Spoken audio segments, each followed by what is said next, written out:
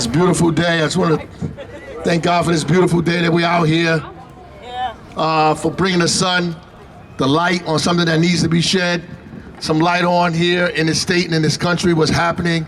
We can see all over the news, all over TV, what's happening. It's clear.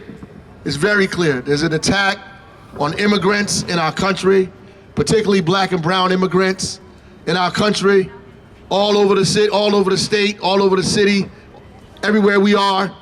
There's a clear and obvious attack on immigrants in this country. There's no backing away from it. In New Jersey, even now, as we just elected a new governor to the state, and I'm glad about the outcome of that election, but we have a lot more work to do still.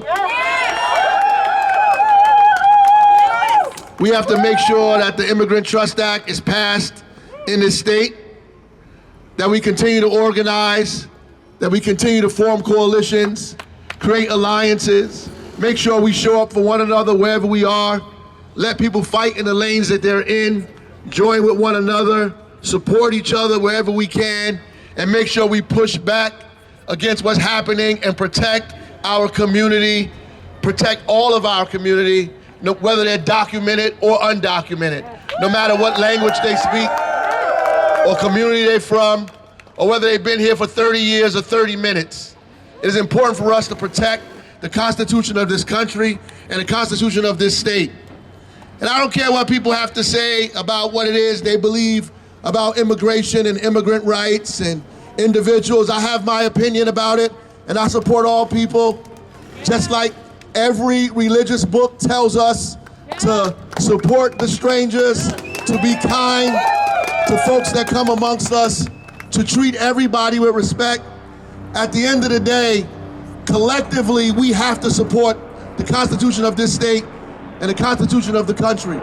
We have to support the 14th Amendment, support due process, give everybody a right to face their accusers, that we cannot kidnap people off the street based on the language that they speak, the color of their skin.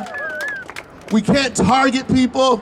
We can't allow our police forces to be militarized, to wear masks, to attack people without warrants, to go into places without warrants or writs or anything.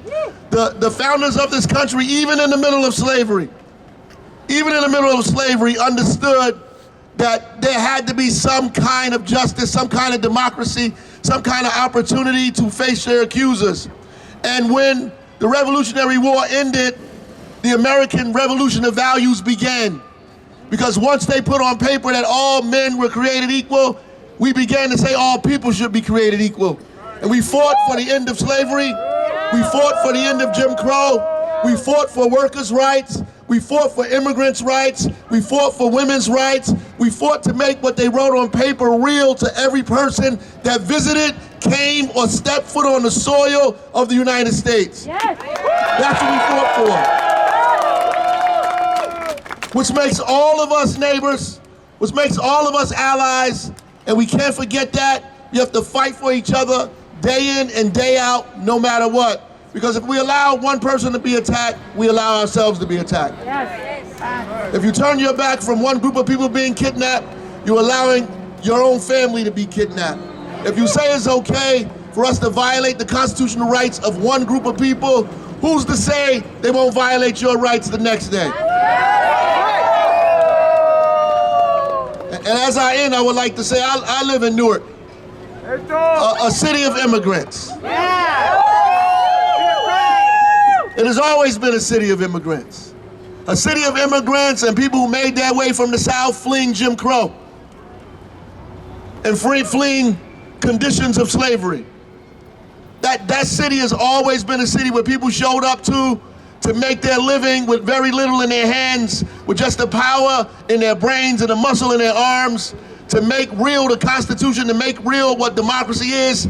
They fought against difficult odds. And I don't know how you determine in Newark when you walk down the street who the hell is documented and who's not. How long they've been here and how long they haven't been here. There's people who speak 2, 3, 4 different languages in our city who've been citizens for the past 20, 30, 40 years. There's no way to determine who's documented and who's not, and guess what? We don't even give a damn. We're all Newarkers, we're all residents, and therefore we all protected by the Constitution of this country, by the Constitution of this state, and by the power of might of the people of the city of Newark. God bless y'all.